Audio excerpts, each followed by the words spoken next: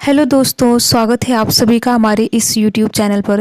दोस्तों, आप सभी को पता है कि यूजीसी नेट दिसंबर का नोटिफिकेशन जारी हो चुका है। कल रात में ही जारी हुआ है और इसकी सूचना मैंने भी आप सभी को वीडियो के माध्यम से दी थी। ठीक है, तो देखिए नोटिफिकेशन जारी हो चुका है और अभ्यर्थियों के मन में सबसे बड़ा प्रश्न ये है कि क्या सिलेबस में बदलाव हुआ है, एग्ज़ाम पैटर्न में बदलाव हुआ है और साथ ही साथ जो नए अभ्यर्थी हैं उनके मन में ये प्रश्न है कि हमारी योग्यता क्या होनी चाहिए यूजीसी नेट का फॉर्म भरने के लिए। ठीक है, साथ ही साथ एग्ज़ाम डेट के बारे में भी बात करने वाले हैं, तो इस वीडियो को आप अंत तक ज़रूर देखिए और साथ ही साथ अपने यार दोस्त मित्रों को भी शेयर कीजिए। देखिए, कुछ समय पहले आप सभी ने देखा होगा राधा कृष्ण कमेटी का गठन किया गया था कि यूजीसी में जो रिफॉर्म्स हो सके। ठीक है, और आप सभी को पता है कि लगभग 37,000 उसमें रिकमेंडेशन लोगों ने दिया था, अपनी अपनी प्रतिक्रिया दिया था लोगों ने कि ये चेंज होना चाहिए, वो चेंज होना चाहिए। उम्मीद है कि आप सभी ने ये सारी चीज़ें देखी होंगी। तो ऐसे में देखिए अभ्यर्थियों के मन में ये प्रश्न है अटेम्प्ट को लेकर, साथ ही साथ नेगेटिव मार्किंग को लेकर, तो इस पर भी हम बात करेंगे। तो आप वीडियो को अंत तक ज़रूर देखिए। ठीक है, देखिए सबसे पहले हम बात करें अगर सिलेबस को लेकर। ठीक है, आपके भी मन में अगर ये प्रश्न है कि क्या जो दिसंबर का एग्ज़ाम है उसमें सिलेबस में बदलाव हुआ है या फिर नहीं हुआ है, तो देखिए अगर हम एक शब्दों में कहें तो देखिए कोई भी बदलाव अभी दिसंबर के नोटिफिकेशन में एग्ज़ाम जो होने वाला है उसमें नहीं हुआ है। ठीक है, यानी अगर आपने जून का एग्ज़ाम दिया होगा, जिस तरीके से दिया होगा, जिस तरीके से फॉर्म भरा होगा, सेम यही चीज़ें दिसंबर के एग्ज़ाम में भी होने वाली हैं। ठीक है, तो देखिए जो सिलेबस है उसमें कोई भी किसी भी प्रकार का बदलाव नहीं हुआ है, चाहे हम फर्स्ट पेपर के बारे में बात करें या फिर सेकंड पेपर के बारे में बात करें। आप सभी को पता है कि जो यूजीसी नेट का सेकंड पेपर होता है, सबका अपना अपना विषय होता है, किसी का हिंदी होता है तो किसी का संस्कृत, या मतलब अन्य अपना सबका अन्य अन्य विषय होता है। ठीक है, उसके बाद देखिए अगर आपके मन में ये प्रश्न है कि क्या एग्ज़ाम के पैटर्न में बदलाव हुआ है, तो देखिए एक शब्दों में कहा जाए तो एग्ज़ाम के पैटर्न में भी कोई बदलाव नहीं हुआ है। जैसे आपका एग्ज़ाम होता था, 2 पेपर होता है। ठीक है, फर्स्ट पेपर सबका कॉमन रहता है, सेकंड पेपर सबका अपना अपना विषय रहता है। फर्स्ट पेपर में देखिए 50 प्रश्न पूछे जाते हैं, सेकंड पेपर की अगर हम बात करें तो 100 प्रश्न। ठीक है, ये फर्स्ट है पेपर और सेकंड। फर्स्ट में 50 प्रश्न पूछा जाता है और सेकंड में 100 प्रश्न पूछा जाता है।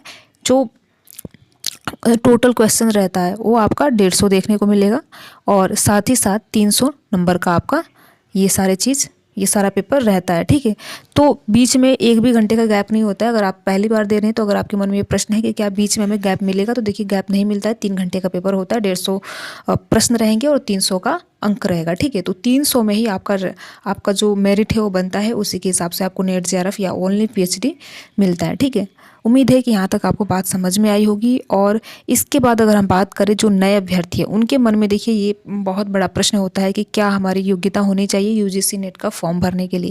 देखिए बहुत ऐसे अभ्यर्थी हैं जो कि यूजीसी नेट के बारे में उनको इतनी जानकारी नहीं है।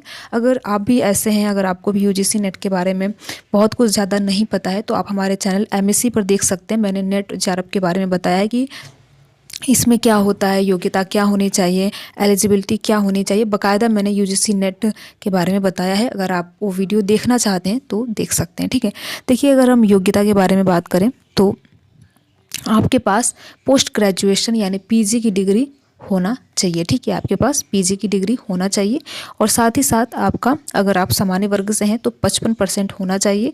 और अगर हम आरक्षित वर्ग के बारे में बात करें जैसे कि एससी, ठीक है, एसटी या ओबीसी, एनसीएल और पीएचडब्ल्यू, और साथ ही साथ थर्ड जेंडर के बारे में अगर हम बात करें तो उनका 50% होना चाहिए। ठीक है, तो ये योग्यता होनी चाहिए। मास्टर डिग्री कंपलसरी है, चाहे आप एमएससी करें, एमकॉम करें या फिर एमए करें, ये डिग्री होनी चाहिए।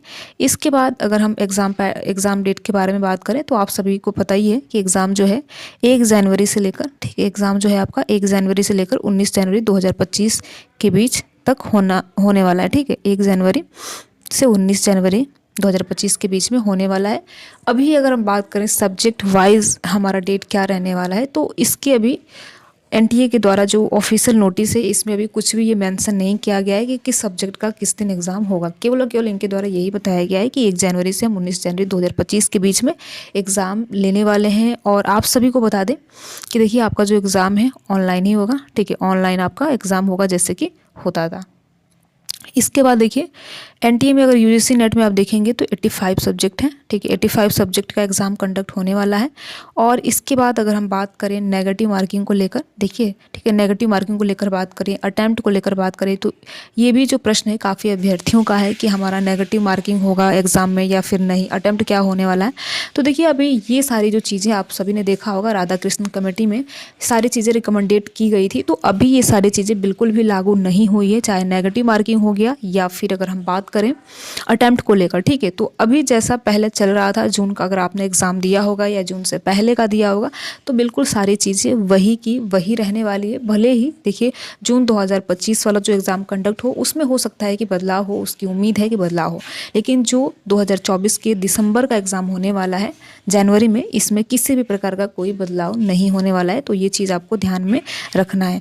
और देखिए अगर हम थोड़ी सी बात कर लें फॉर्म को लेकर, तो आप सभी को जैसा कि पता ही है कि फॉर्म 19 नवंबर से 10 दिसंबर तक फॉर्म भरा जाने वाला है। तो देखिए आप लोग प्रयास कीजिए कि आजकल में फॉर्म भर लीजिए, ठीक है। और देखिए फॉर्म भरने से पहले आप सारी चीज़ें जो नोटिफिकेशन में दी होती है, आप वो सारी चीज़ें बिल्कुल पढ़ लीजिए, जिससे कि बाद में आपको कोई गलती ना हो। क्योंकि देखिए इसमें ये है कि पहले एक वीक का करेक्शन विंडो ओपन होता था, लेकिन अभी वहाँ पर दिया गया है जो नोटिस आप देखेंगे, तो एक दिन का 12 से 13 के बीच आपको करेक्शन करना है, तो एक दिन का समय दिया जा रहा है।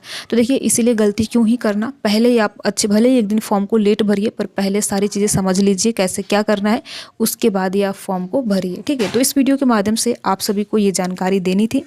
तो वीडियो अगर आपको अच्छा लगता हो तो वीडियो को लाइक कीजिए, अपने यार दोस्त मित्र को शेयर कीजिए। अगर आप हमारे चैनल पर नए हो तो चैनल को सब्सक्राइब कीजिए। Thank you.